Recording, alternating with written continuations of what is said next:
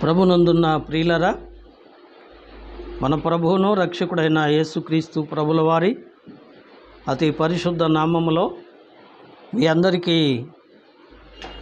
ప్రభుదిన శుభములు తెలియచేస్తున్నాను.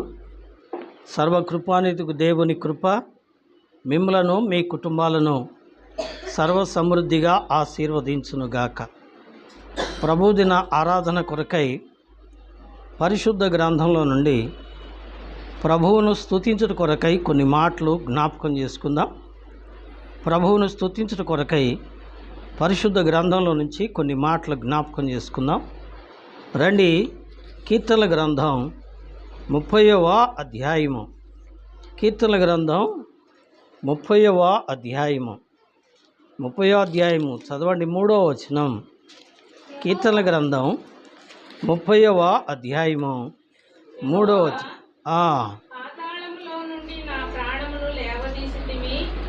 పాతాళములో నుండి నా ప్రాణమును లేవదీసితివి, నేను గోతిలోనికి దిగకుండా నీవు నన్ను బ్రతికించిదివి.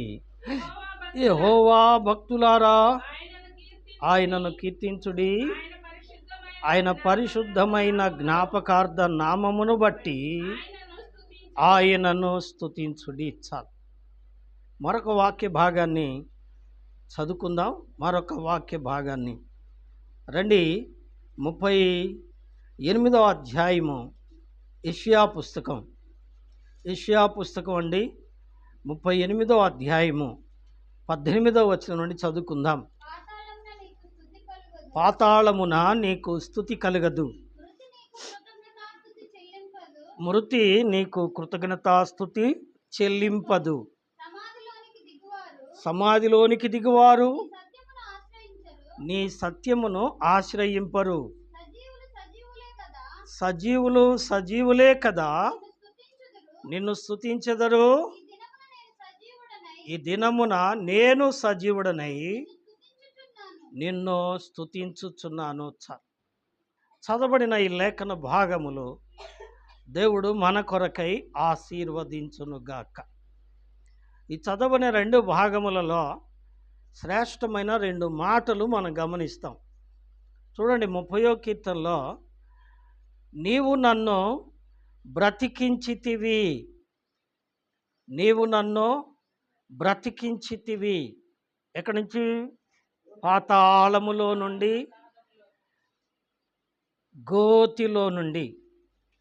పాతాళములో నుండి, గోతిలో నుండి కదండి. పాతాళములో నుండి నా ప్రాణమును లేవదీసితివి, గోతిలోనికి దిగకుండా నన్ను బ్రతికించితివి. మొదటి మాట, ఆయన ఏం చేశాడట? బ్రతికించాడట. ఎక్కడి నుంచి? గోతిలో నుంచి, పాతాళములోనికి దిగకుండా. చాలా స్పష్టమైన అర్థవంతమైన మాటలు ఇవి. రెండవది, పాతాళమున నీకు స్తుతి కలుగదు, మృతులు నీకు కృతజ్ఞతాస్తుతి చెల్లింపరు. సజీవులు సజీవులే కదా నిన్ను స్తుతించేది. నేడు నేను సజీవుడనై. విన్నరా? నేడు నేను సజీవుడనై. అంతకుముందు ఇది ప్రశ్న. నేడు నేను సజీవుడనై ఉన్నాను, నేడు నీవు నన్ను బ్రతికించావు. మరి అంతకుముందు? నిజమే ప్రియులారా, గత వారం మనం క్రీస్తు పునరుద్ధానుడయ్యాడని, క్రీస్తు మరణమును జయించి తిరిగి లేచాడని, క్రీస్తు పునరుద్ధానుడయ్యాడని, మృత్యుంజయుడని మనం జ్ఞాపకం చేసుకున్నాం. పునరుద్ధానుడైన క్రీస్తు ప్రియులారా ఏం చేశారట? బ్రతికించారు. ఎవరిని? పాతాళములోనికి దిగువారిని, గోతిలోనికి దిగేవారిని కదండి. పాతాళములోనికి దిగకుండా నా ప్రాణమును, గోతిలోనికి దిగకుండా నీవు నన్ను బ్రతికించావు అంటాడు. బ్రతికించావు. ఏమండి, నేను నేడు సజీవుడనై ఉన్నాను. ఎలా సజీవుడనయ్యాను? నీవు నన్ను బ్రతికించావు. ఇంకో మాట చూడండి, కీర్తనల గ్రంథంలో నుండి 118వ అధ్యాయము. కీర్తన గ్రంథంలో నుండి ఇంకో మాట కూడా జ్ఞాపకం చేసుకుందాం. మనకందరికీ పరిచయమైన మాట, నేను చావను సజీవుడనై యెహోవా క్రియలను వివరించెదను. 17వ వచనం కదండి. నేను చావను సజీవుడనై యెహోవా క్రియలో వివరించెదను అంటే ఇంతకీ ఈయన చచ్చాడా బ్రతికాడా? ఈ మాట మనం గమనించాలి. ఈ భాగాలన్నీ కీర్తనకారుడు రాసిన మాటలు, చాలా అనుభవయుక్తమైన మాటలు. మనుషుడు చచ్చాడా బ్రతికాడా? ఏమండి, మనుషుడు చనిపోయాడా బ్రతికాడా? ఇది మొట్టమొదటి మాట. అయితే ఎలా చనిపోయాడు, ఎందుకు చనిపోయాడు, చనిపోయిన వాడిని తిరిగి ఆయన ఎలా బ్రతికించాడు, ఎలా సజీవుడిగా చేశాడు, ఈ అద్భుతమైన మాటలు మనం ధ్యానిస్తూ ఉంటే ప్రభు యొక్క ప్రేమ, ఆయన కృప ఎంత గొప్పదో మనకు అర్థమవుతూ ఉంటుంది కదండి. నిజమే. దేవుని వాక్యంలో ఓ చక్కని మాట మనం జ్ఞాపకం చేస్తాం. చూడండి, ప్రకటన గ్రంథం 3వ అధ్యాయము, ప్రకటన పుస్తకం అండి, 3వ అధ్యాయము మొదటి వాక్యం విందాం. ప్రకటన పుస్తకం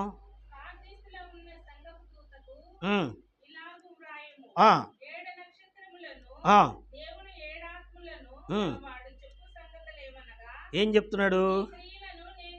నీ క్రియలను నేను ఎరుగుదును. ఏంటంటే, బాగా వినండి, నీవు జీవిస్తున్నావన్న పేరున్నది కానీ, ఎస్ ఏమండి, నీవు జీవిస్తున్నావన్న పేరే కానీ, ఏమండి స్పష్టంగా ఉంది అక్కడ మాట. బ్రతుకున్నాను అని, దీన్ని ఏమంటారు? జీవశవ స్థితి. ఏమండి, జీవించున్నాడు కానీ ఓ శవంలాగా బ్రతుకుతున్నాడు కదండి. నిజమే, నీవు జీవించుచున్నావన్న ప్రే కానీ నీవు మృతుడవే. బాగా అర్థం చేసుకోండి. ఈ మాటను మనం సూటిగా అర్థం చేసుకోవాలంటే ఒక చక్కని మాట జ్ఞాపకం చేసుకుందాం. రండి, ఎఫెసీయులకు రాసిన పత్రిక 2వ అధ్యాయము, ఎఫెసీయులకు రాసిన పత్రిక అండి 2వ అధ్యాయము మొదటి వచనం. ఎఫెసీయులకు రాసిన పత్రిక, మీరు అపరాధముల చేతను పాపముల చేతను, బాగా అర్థం చేసుకోండి. ఏమంటున్నాడు అక్కడ? మీ అపరాధముల చేత, మీ పాపముల చేత మీరేమై ఉన్నారు? చచ్చిన వారు. బతుకున్న వాళ్ళతో మాట్లాడుతున్నాడా, చచ్చిన వాళ్ళతో మాట్లాడుతున్నాడా? ఏమండి, బ్రతుకున్న వాళ్ళతోటే మాట్లాడుతున్నాడు. కానీ మీరు ఎట్లాంటి వాళ్ళు అంటే, జీవిస్తున్నారన్న పేరే కానీ ఏమైపోయారు? సచ్చినోళ్ళలాగా అయిపోయారు. ఎందుకంటే విచక్షణ లేని జీవితం, పాపముతో కూడి, నీతి లేని, యథార్థత లేని, దైవ భయము లేని మూర్ఖత్వం, పాపం. కానీ ప్రదేవుని బిడ్డారా, పాపులను క్రీస్తు ప్రభువారు ఏం చేస్తున్నాడండి? ప్రేమిస్తున్నాడు. ఏమండి, యోహాను సువార్త 3వ అధ్యాయము 16వ వచనం అదే చెప్తుంది కదండి. ఏం చెప్తుంది? దేవుడు లోకమును ఎంతో ప్రేమించెను. లోకం అంటే లోకులను. ఏమండి, లోకం అంటే అర్థం ఏంటి? లోకులు. ఏమండి, లోకోక్తి ఒకటి ఉంది. దేశం అంటే మట్టి కాదు, దేశం అంటే ఏంటంట? మనుషులు. ఏ భేదము లేదు, అందరూ పాపము చేసి దేవుడు అనుగ్రహించు మహిమను పొందలేకపోతున్నారు. కానీ మనుషులందరూ పాపులే. కానీ పాపం వలన ఎలా అయిపోయారంటే జీవశవాల్లాగా అయిపోయారు. దైవ భయము లేదు, యథార్థత లేదు, నీతి లేదు. ఎలా ఉన్నారు అంటే, ఏమండి, నిర్జీవ క్రియలు చేస్తున్నారు. నిర్జీవ క్రియలు అంటే శరీర క్రియలు చేస్తున్నారు. ఏమండి, బ్రతికినోళ్ళు అనగా జీవం కలిగిన వాళ్ళు మంచి చెడుల భావన కలిగి ఉంటారు. కానీ చచ్చిన వాళ్ళు ఏం కలిగి ఉంటారు చెప్పండి? మంచి చెడుల భావన కలిగి ఉండడు. ఏం చేస్తే అది చేయటమే. ఏమండి, నిజమే, అది జంతు స్వభావం అంటారు కదండి. జంతువుకు ఏముండదు? విచక్షణ ఉండదు. దానికి నేర్పాలి అంటే బహు బాధపడాలి. ఏమండి, ఎంతో ట్రైనింగ్ ఇస్తే కానీ జంతువుకి మంచి చెడుల విచక్షణ కదండి. ఆ విచక్షణ అయినా మనం నేర్పిందే కానీ మిగతా విచక్షణ దానికి ఉండదు. కూర్చోమంటే కూర్చుంటుంది. ఎవరో ఆ నేర్పిన మనిషి కూర్చోమంటే కూర్చుంటుంది, లెమ్మంటే లేసిద్ది. ఎవరైనా వచ్చినప్పుడు కూర్చోవాలా, పెద్ద మనుషులు వచ్చారని చెప్పిన విచక్షణ దానికి ఉంటుందా? ఉండదు. ఏం చేసి చెప్పండి, పైన పడి కరుస్తుంది కదండి. అందుకే దాన్ని జంతు స్వభావము అన్నారు. కాబట్టి పాపములో ఉన్న మనుషులు పాప ఫలితముగా పాపం వల్ల వచ్చు జీతం ఏంటంట? మరణము. అందుకనే ప్రకటన గ్రంథం 21వ అధ్యాయం 8వ వచనంలో పిరికివారు, అవిశ్వాసులు, అసహ్యులు, నరహంతకులు, వ్యభిచారులు, మాంత్రికులు, విగ్రహారాధికులు, అబద్ధికులు ఇటివారందరూ అగ్ని గంధకములతో మండు గుండములో పాలు పొందుదురు కదండి. పాలు పొందుదురు. బాగా వినండి. కాబట్టి మానవుడు పాతాళములోనికి దిగి వెళ్ళే స్థితికి ఎందుకు వస్తున్నాడు అంటే తన పాపాన్ని బట్టి. ఏమండి, మీకు అర్థం కావటం కోసం ఈ మాటలన్నీ చెప్తూ ఉన్నాను కదండి. పాతాళములో నుండి నా ప్రాణమును లేవదీసితివి, నేను గోతిలోనికి దిగకుండా కదండి. మనిషి గోతులోకి దిగుతాడు. గొయ్యి అంటే ఏమండి, ఫిట్ అప్ మడ్ అంటారు. అంటే బురదతో కూడినటువంటి గొయ్యి లాంటిది.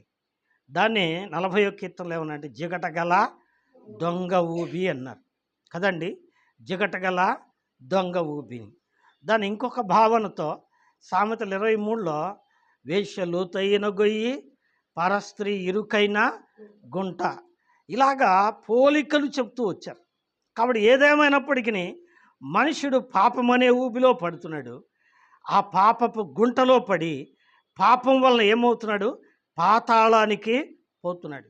అలాగైతే ప్రభువు పాతాళములో నుండి ఏం చేసినంట? లేవదీసితివి. పాతాళము అంటే దాన్ని ఏమంటారంటే మృతుల లోకము. ఏమండి, మృతుల లోకము. అలాగైతే ప్రభువు మృతులలో నుండి లేపిన ఒక వ్యక్తి ప్రభువును ఆరాధిస్తున్నాడు. మృతులలో నుండి లేపిన ఆ వ్యక్తి యొక్క కుటుంబం ప్రభువును ఆరాధిస్తుంది. ఆ కుటుంబాన్ని జ్ఞాపకం చేసుకుందామా? ముఖ్యంగా ప్రభువు మృతులలో నుండి లేపిన ఆ వ్యక్తిని గురించి కొద్ది మాటలు స్వల్పంగా, ఏమండి, లిటిల్ వర్డ్స్, కొద్ది మాటలు జ్ఞాపకం చేసుకుందాం రండి. యోహాను సువార్త 12వ అధ్యాయము 1వ వచనం. యోహాను సువార్త 12వ అధ్యాయము 1 నుంచి చదవండి. కాబట్టి యేసు తాను మృతులలో నుండి లేపిన లాజరు ఉన్న బేతనియకు పస్కా పండుగకు 6 దినములు ముందుగా వచ్చెను. చాలు. ఎక్కడికి వచ్చాయంట? తాను మృతులలో నుండి లేపిన లాజరు ఉన్న బేతనియ. ఏమండి, ఆ మాటలు చూడండి. ఎవరినైతే యేసయ్య మృతుల్లో నుండి లేపాడో అతడు నివసిస్తున్న బేతనియ గ్రామానికి ఏమండి పస్కా పండుగకు 6 దినాల ముందుగా వచ్చాడు. బాగా వినండి. ఈ లాజరు అనే వ్యక్తిని గురించి కొద్ది మాటలు ఈ పూట మీకు పరిచయం చేస్తాను. కొద్ది మాటలు. లాజరు అనే పేరుకు అర్థం ఏంటంటే నిస్సహాయకుడు. లాజరు అనే పేరుకు నిఘంటువు చెప్పిన అర్థం ఏంటంటే ఏమండి, హెల్ప్లెస్ పర్సన్. ఏమండి, నిస్సహాయకుడు, సహాయము లేనివాడు. ఈ లాజరు ఏమండి ఒక విశ్వాసి. మొట్టమొదటి మాట, ఈ లాజరు ఒక విశ్వాసి కదండి. నిజమే. దేవుని వాక్యంలో మనం చూస్తే ఇక్కడ చూడండి, ఇక్కడ వాక్యంలో మనం ఇంకో మాట కూడా చూద్దాం. లూకాసు వార్త 10వ అధ్యాయము 38వ వచనం. లూకాసు వార్త 10వ అధ్యాయము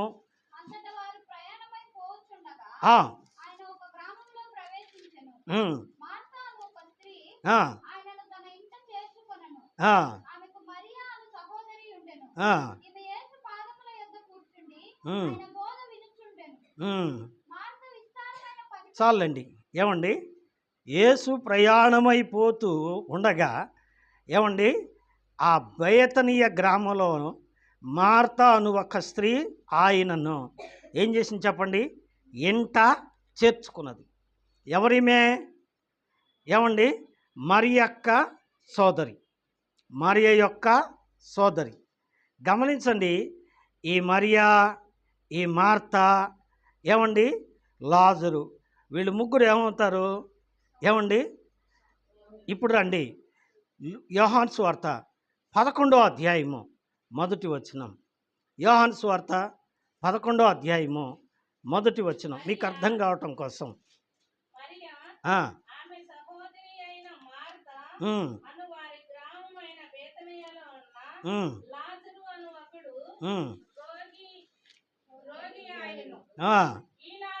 ఈ లాజరు ప్రభువునకు అత్తరు పూసి తల వెంట్రుకలతో ఆయన పాదములు తుడిచిన మరియకు సహోదరుడు. బాగా వినండి, ఏమండి మరియా, చెప్పండి, మార్తా, లాజరు, వీళ్ళు మొత్తం ఒక కుటుంబం, ఒక ఫ్యామిలీ. ఏమండి వాళ్ళ అక్క చెల్లెళ్ళు, వాళ్ళిద్దరికి ఈయన తమ్ముడు కావచ్చు, అన్న కావచ్చు, వాట్ మేబీ. ఏమండి వారి సహోదరుడు, వారి సోదరుడు, వీళ్ళు ముగ్గురు ఒక కుటుంబం. ఈ కుటుంబం ఎట్లాంటిది అంటే ప్రియులారా, యేసు యెరూషలేము నుండి ప్రయాణం అయిపోతూ ఉండగా బేతనీ దగ్గరికి రాగానే యేసు ప్రభువు దగ్గరికి వెళ్ళి, అయ్యయ్యా మా ఇంటికి రా, మా ఇంట్లో ప్రార్థన పెట్టు, మా ఇంట్లో భోంచెయ్యి అని ఇంటికి పిలుచుకున్నాడంట. దైవ సేవకుని ఇంటికి పిలుచుకునేది ఎవరో? విశ్వాసులా అవిశ్వాసులా? ఏమండి ఎరిగినోళ్ళ ఎరగనోళ్ళ? ఎరిగినోళ్ళే. ఆయన దేవుడని ఎరిగిన వాళ్ళు, దేవుడని ఎరిగిన వారు గనక ఈ కుటుంబంలో ఉన్న వాళ్ళందరూ ఏమై ఉంటారు? ప్రభువును తెలిసిన వారై ఉంటారు. అంటే లాజరుకు ప్రభు తెలుసా తెలీదా? తెలుసు. లాజరు ప్రభు దేవుడని తెలుసుకున్నాడా తెలుసుకోలేదా? తెలుసు. ఆయన చెప్పే మాటలు విన్నాడా లేదా? విన్నాడు. బాగా వినండి, ఇతడొక విశ్వాసి అయినప్పటికీ ఏమండి యోహాను సువార్త 11వ అధ్యాయం ప్రకారం లాజరు ఏమైపోయాడట? రోగి ఆయను. ఏమండి ఏమయ్యాడు చెప్పండి? రోగి ఆయను. ఎందుకయ్యాడు? ఏమండి ఎందుకయ్యాడండి? ఇతడు రోగి ఎందుకయ్యాడు? ఏమండి ఇతడు పాపం చేశాడా? ప్రభువుని ఎరిగినోడు కదా, ప్రభువుని తెలుసుకున్నాడు కదా, మరి పాపం ఎందుకు చేశాడు? ఏమండి నిజమే, ఇతడు రోగి అయ్యాడు. ఏమండి పాపంలో ఉన్నటువంటి వ్యక్తికి ఇతను సాదృశ్యంగా కనబడుతున్నాడు. నిజమే, ఈనాడు చాలామందికి ప్రభువు తెలుసు, వాక్యం కూడా తెలుసు. ఎప్పటి నుంచి తెలుసు అంటే పుట్టినప్పటి నుంచి తెలుసు. చాలామంది అంటారు, మా తాత పేరు యోహాను, మా నాయన పేరు లోక, నా పేరు మత్తయి. ఏమండి ఏం పేర్లు? అన్ని బైబిల్లో పేర్లే. ఎన్ని సంవత్సరాల నుంచి? తాతల కాలం నుంచి వాక్యం వింటానే వస్తున్నారు, ప్రార్థన చేసుకుంటానే ఉన్నారు, ప్రార్థన చేయించుకుంటానే ఉన్నారు, ప్రార్థన చేయించుకుంటున్నారు, వాక్యం వింటున్నారు, పాపం కూడా చేస్తున్నారు కదండి. నిజమే. అందుకనే ఇతడు పాపి అయిన మనుషునికి సాదృశ్యం. దేవుని బిడ్డారా, దేవుడు నీకు తెలిసితే చాలదు, దేవుణ్ణి నీ వింటే చాలదు. ఏం చేయాలి చెప్పండి? దేవుణ్ణి నీ హృదయంలో చేర్చుకోవాలి. ఏమండి యేసు ప్రభు అని నీ నోటితో ఒప్పుకొని దేవుడు ఆయన్ని మృతుల్లోండి లేపిన నీ హృదయమందు విశ్వసించితే తప్ప నీకు పాపక్షమాపణ రక్షణ దొరకదు. అర్థమైందండి? అలా కావాలి అంటే ఏం చేయాలా? ప్రభువా నేను పాపినని ఒప్పుకోవాలి. లాజరుకు ప్రభువు తెలుసు, ప్రభు వాక్యం తెలుసు, ప్రభు మాటలు తెలుసు, కానీ ఏమండి అతడు పాపాన్ని విడిచిపెట్టిన వాడు కాకపోవచ్చేమో. ఏమండి అందువల్లనే మొట్టమొదట అతను ఏమైపోయాడు చెప్పండి? రోగి అయ్యను. ఏమండి రోగి అయ్యను, అతడు రోగి. రెండవది ఇతడు ఏమై ఉన్నాడు చెప్పండి? ప్రభువుకు స్నేహితుడై ఉన్నాడు. ఒకసారి వాక్యంలో చదవండి, యోహాను సువార్త 11వ అధ్యాయము 3వ వచనము తిరిగి 5వ వచనం. ఆ, ఉమ్, ఆ, ఆ, 5వ వచనం. ఆ, ఉమ్, మొట్టమొదటి ఇతడు ఏమైనాడండి? ప్రభువు చేత ప్రేమించబడిన వాడై ఉన్నాడు. బాగా అర్థం చేసుకోండి. ప్రభువు ఏమండి లాజరును ప్రేమిస్తున్నాడు. లాజరులో లోపం ఉంది, లాజరులో పాపం ఉంది. లాజరు వాక్యం వింటున్నప్పటికీ పాపం చేస్తున్నాడు. ఏమండి దేవునికి అయిష్టంగా బ్రతుకుతున్నాడు. అయినా దేవుడు ప్రేమిస్తున్నాడు. ఏమండి ఎలా ప్రేమిస్తున్నాడు? మార్తను ఎలా ప్రేమిస్తున్నాడో, మరీని ఎలా ప్రేమిస్తున్నాడో, లాజరును కూడా అలాగే ప్రేమిస్తున్నాడు. ఈ పూట వాక్యం వింటున్న ప్రియ స్నేహితుడా, సోదరి, నీవు పాపం విడిచిపెట్టావో లేదో, కానీ ఒక్క మాట గుర్తుపెట్టుకో, ప్రభు నేను ప్రేమిస్తున్నాడు. నీ పాపం ఒప్పుకున్నావో లేదో తెలియదు, అయినప్పటికీ నీ పాపం ఒప్పుకోకపోయినా ప్రభు నిన్ను ప్రేమిస్తున్నాడు. ఎందుకో తెలుసా? నీవు పాపిగా నశించటం ప్రభువుకు ఇష్టం లేదు. నీవు పాపం ఒప్పుకొని విడిచిపెట్టాలి అనేది ప్రభు యొక్క ఉద్దేశము. ఏమండి ఉద్దేశము. ఇంకో మాట కూడా చూడండి, యోహాను సువార్త 11వ అధ్యాయము, అదే 11వ అధ్యాయం 11వ వచనం చదవండి. 11వ వచనం. చెప్పిన తరువాత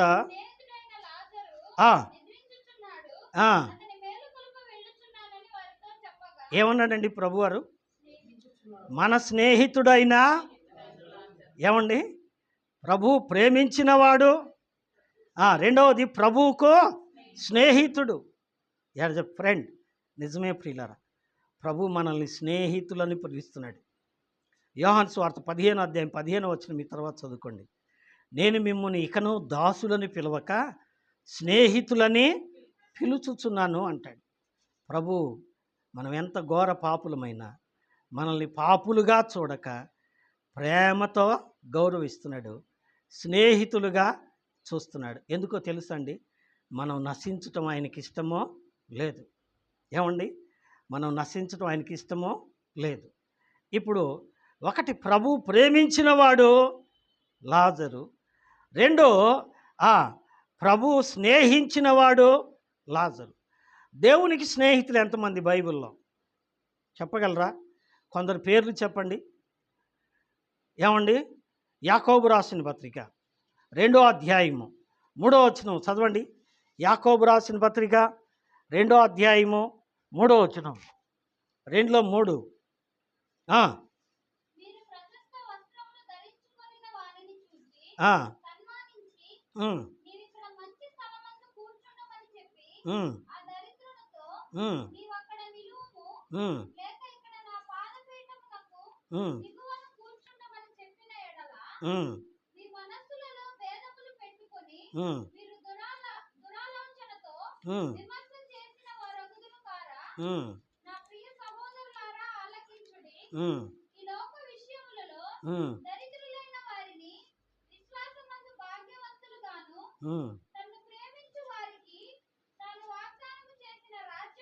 చాలమ్మా. ఇక్కడ ఈ భాగంలో ఒక మాట ఉంది. అదేంటంటే అబ్రహాము దేవుని స్నేహితుడు. అబ్రహాము దేవుని స్నేహితుడు. ఏమండి 23. రైట్.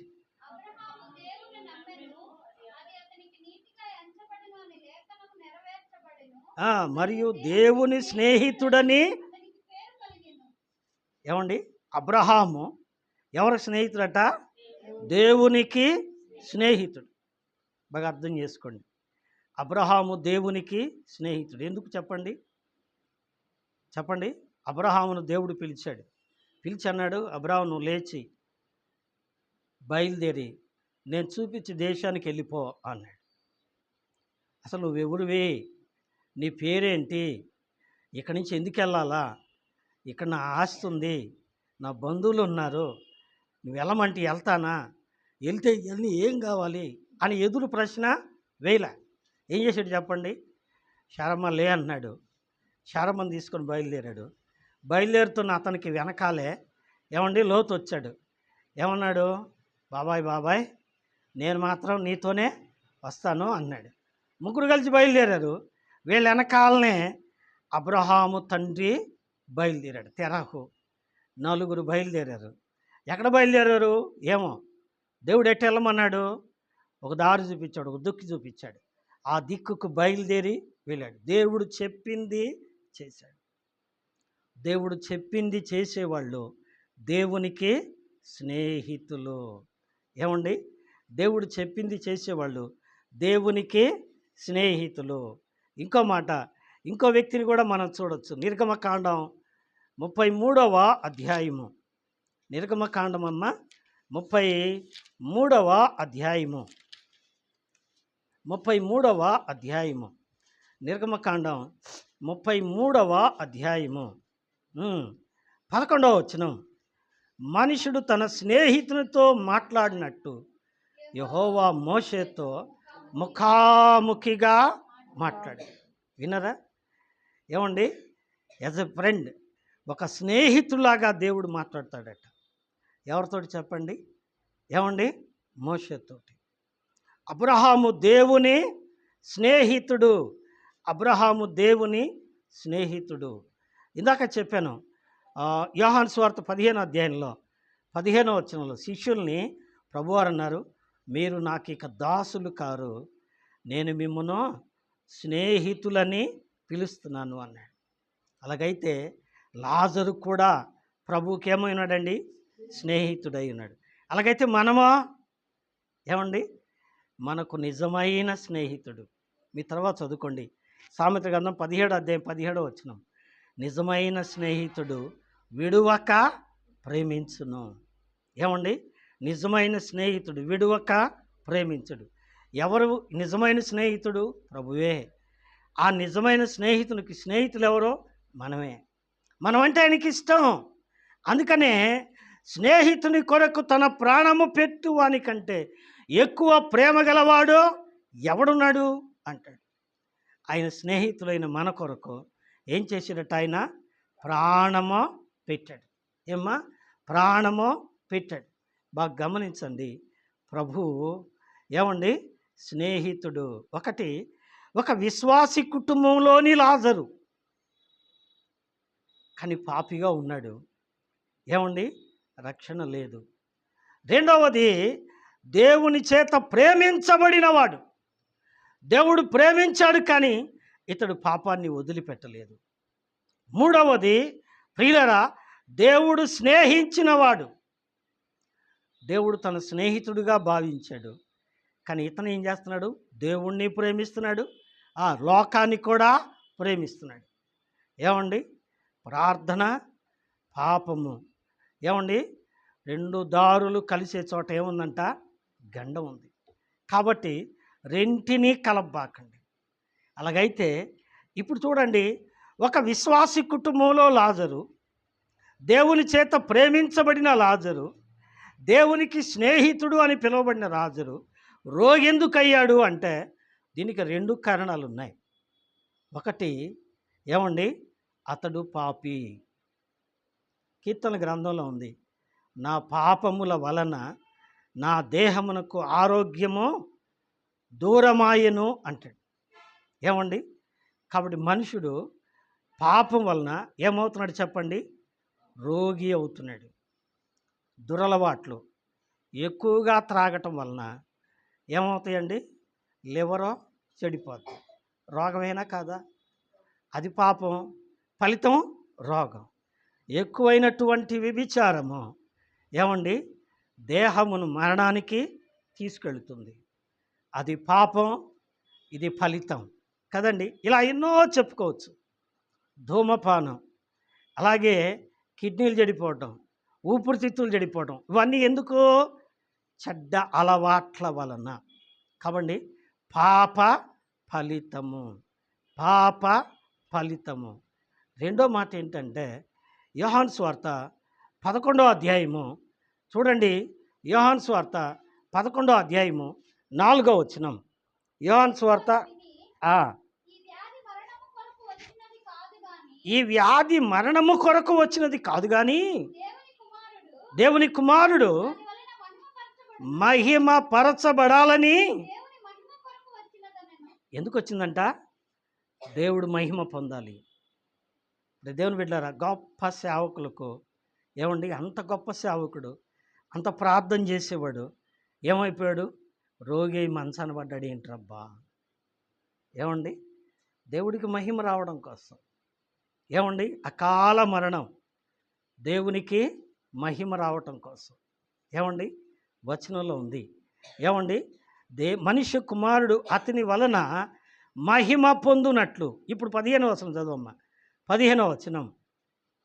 నేను అక్కడ ఉండలేదని ఆ, నీ నిమిత్తము సంతోషించుచున్నాను. ఉమ్, అయినను అతని యొద్దకు మనము వెళ్ళుదము ఆ, రండని స్పష్టముగా వారితో చెప్పెను. ఆ, అందుకు దిదుమ అనబడిన తోమా ఆ, ఆయనతో కూడా చనిపోవుటకు మనమును వెళ్ళుదమని తన తోటి శిష్యులతో చెప్పెను. ఆ, యేసు వచ్చి ఆ. అది వరకే అతడు 4 దినములు చాలండి.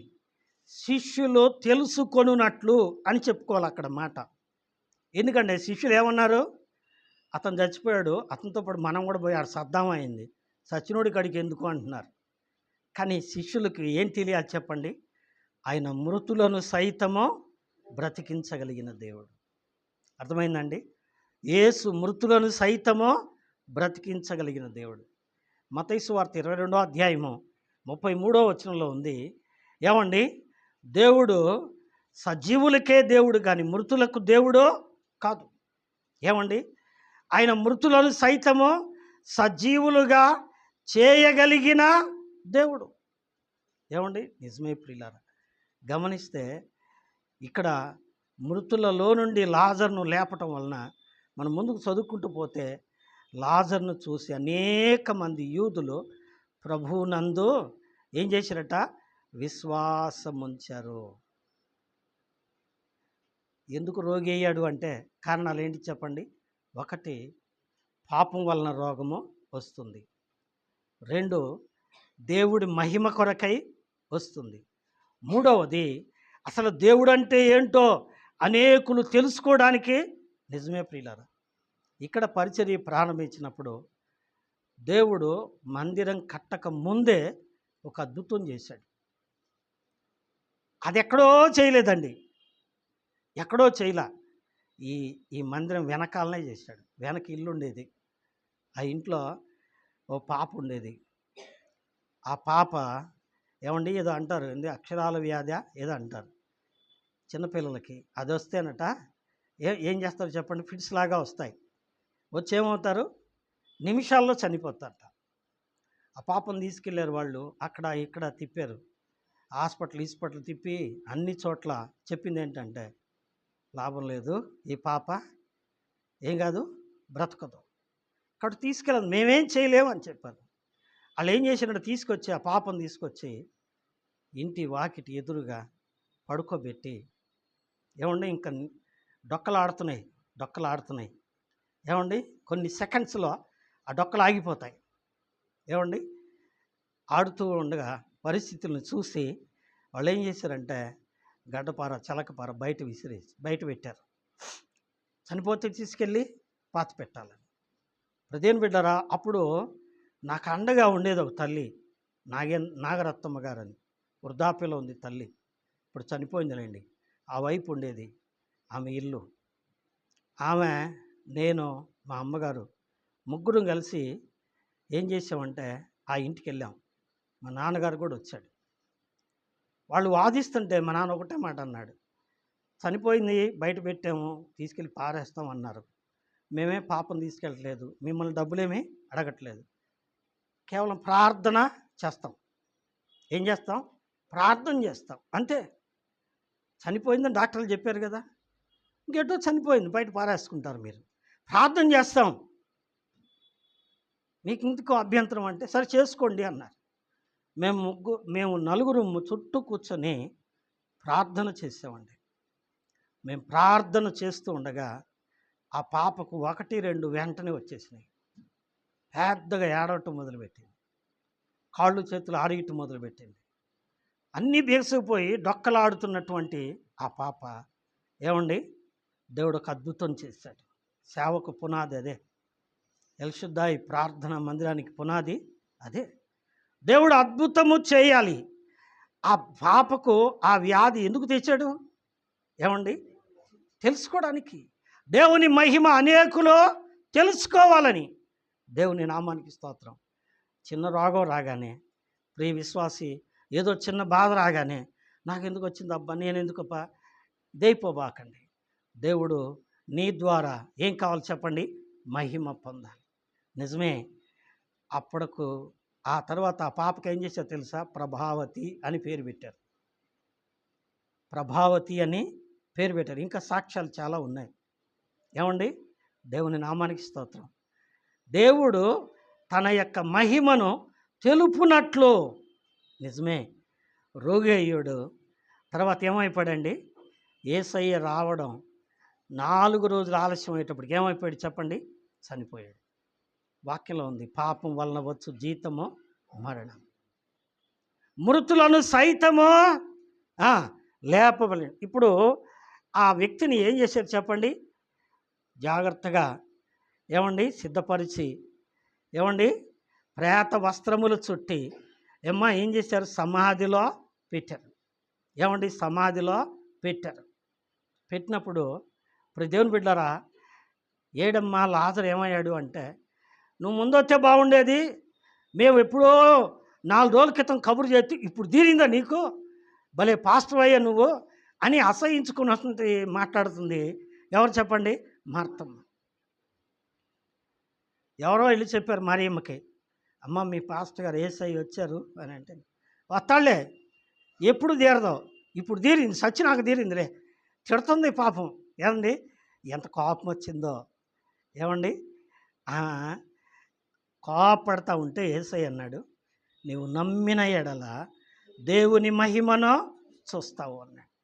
ఏమ్మా, నీవు నమ్మిన ఎడల ఏం చూస్తావు అన్నాడు? దేవుని మహిమను చూస్తావు అన్నాడు.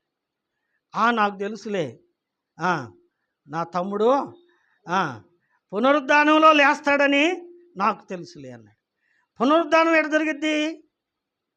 పునరుద్ధానం ఎలా జరుగుద్దో ముందుగా చూపించడానికి ప్రభు ఈ దర్శనాన్ని లేదా ఈ యొక్క నిదర్శనాన్ని ప్రభు చూపించాడు. ఎలా జరుగుతుంది? రండి, యోహాను సువార్త ఏమండి 11వ అధ్యాయము 43వ వచనం. యోహాను సువార్త అండి 11వ అధ్యాయము 43వ వచనం చదవమ్మా. లాజరు బయటికి రమ్మని బిగ్గరగా చెప్పగా చనిపోయినవాడు కాళ్ళు చేతులు ప్రేత వస్త్రములు చుట్టబడిన వాడై వెలుపలికి వచ్చాను. ఎలా వచ్చాడు? చచ్చిపోయాడు.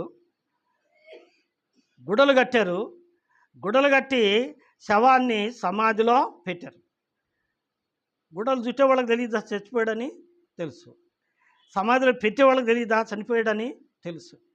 వాళ్ళు తాకి చూశారు, వాళ్ళు గుడ్డలు చుట్టారు, వాళ్ళు మోసుకొని పోయారు, వాళ్ళు మోసిన శవమే తెలుసు. అయితే యేసయ్య పిలిచాడు. ఏమని పిలిచాడు? లాజరు. ఏమండి? లాజరు. అలాగే నిన్ను నన్ను కూడా పిలవబోతున్నాడు. నిన్ను నన్ను కూడా పిలవబోతున్నాడు. ఇప్పుడు చదవమ్మా. యోహాను సువార్త 5వ అధ్యాయము 24వ వచనం. యోహాను సువార్త 5వ అధ్యాయము 24వ వచనం. లేదా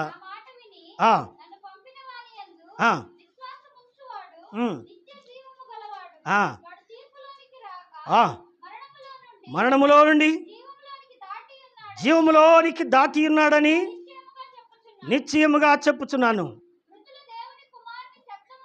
25వ వచనం. మృతులు దేవుని కుమారుని శబ్దము విని గడియ వచ్చుచున్నది.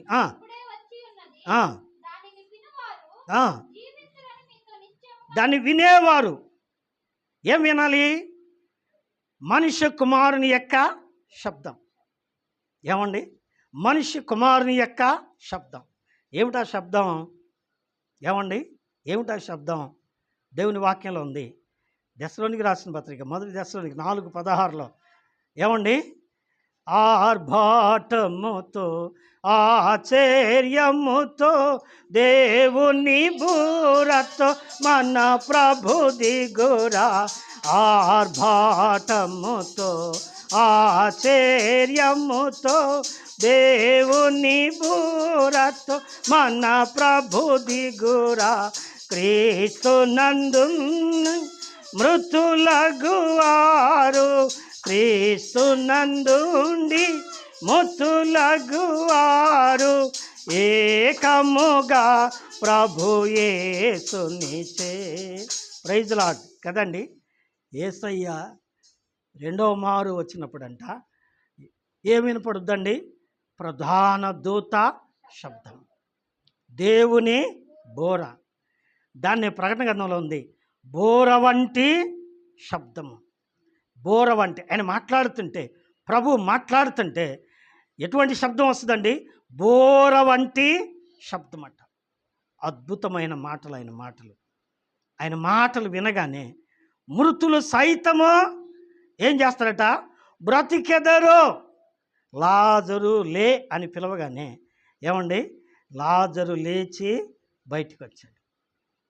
అలాగే ప్రకటన గ్రంథం 20వ అధ్యాయం 6వ వచనం మీ తర్వాత చదువుకోండి. ఏమండి? దీన్నే ఏమంటారంటే మొదటి పునరుద్ధానము. సంఘము ఎత్తబడుట. సంఘం ఎత్తబడటం ఎట్ట జరిగిద్ది? సమాధిలో పెట్టబడ్డా, ఏమండి, కాల్చేసినా, బూడిద చేసినా, వాళ్ళు ఏమైనా చేసుకొని తర్వాత సంగతి. ఏమండి? ప్రభు పిలవగానే మహిమ దేహముతో లేస్తాం. నిజమే ప్రియులారా, ఎంత గొప్ప దేవుని ప్రణాళిక ఇది. లాజరు యొక్క పునరుద్ధానం. ఏమండి? తాను మృతులలో నుండి లేపిన లాజరు. ఈ లాజరు ఏమండి? వాక్యానుసారంగా మీరు అక్కడ చదువుకోండి. యోహాను సువార్త 12వ అధ్యాయము ఏమండి 2-3 వచనాలు మనం చదువుకుంటూ వెళ్తే, లాజరు ఆయనతో కూడా చెప్పండి భోజనమునకు కూర్చున్నాడు. చనిపోయినవాడు, సమాధిలో పెట్టబడినవాడు, ఏమండి, మృతుడైన వాడు తిరిగి లేచి సజీవుడై బ్రతికి ఇప్పుడు ఏం చేస్తున్నాడు చెప్పండి? భోంచేస్తున్నాడు. ఏమండి? భోంచేస్తున్నాడు. ఇదే సజీవుని భోజనం. ఇదే సజీవుడు. ఎవరు చెప్పండి? ఏమండి? ప్రకటన గ్రంథం 1వ అధ్యాయం 18వ వచనంలో ప్రభు అన్నారు, నేను మొదటివాడను, కడపటివాడను, జీవించువాడను. ఏమండి? యుగాయుగములో జీవించువాడు. ఆయన యుగయుగములు జీవించువాడు. ఆ యుగయుగములు జీవించువాడైన ప్రభువు ఏమన్నాడండి? ఆయన రొట్టె చేత పట్టుకొని, ఇది మీ కొరకైన నా శరీరము, నన్ను జ్ఞాపకం చేసుకుంటకై దీనిని తిడిది అని ఆ రొట్టె విరిచి వారికి ఇచ్చాడు. కాబట్టి ఆ జీవాహారం ఏమండి? ఆ యొక్క పునరుద్ధరణుడైన క్రీస్తు శరీరం. ఆ శరీరం భోంచేస్తున్నాడు ఆయన. ఎవరు చెప్పండి? లాజరు పునరుద్ధానుడయ్యాడు. లాజరు సజీవుడయ్యాడు. సజీవుడితో అయిన యేసుతో కలిసి ఏం చేస్తున్నాడు చెప్పండి? భోజనం చేస్తున్నాడు. ఏమండి? సజీవుడైన లాజరుతో కలిసి ఏం చేస్తున్నాడండి? భోజనం చేస్తున్నాడు. చివరి ఒక్క మాట చదువుకొని మనం ముగించుకుందాం. యోహాను సువార్త 12వ అధ్యాయము 11వ వచనం. యోహాను సువార్త 12వ అధ్యాయము 11వ వచనం.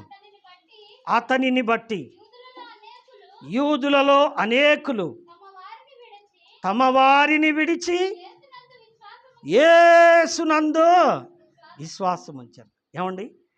ఎవరిని బట్టి? మృతులలో నుండి లేచిన లాజరు.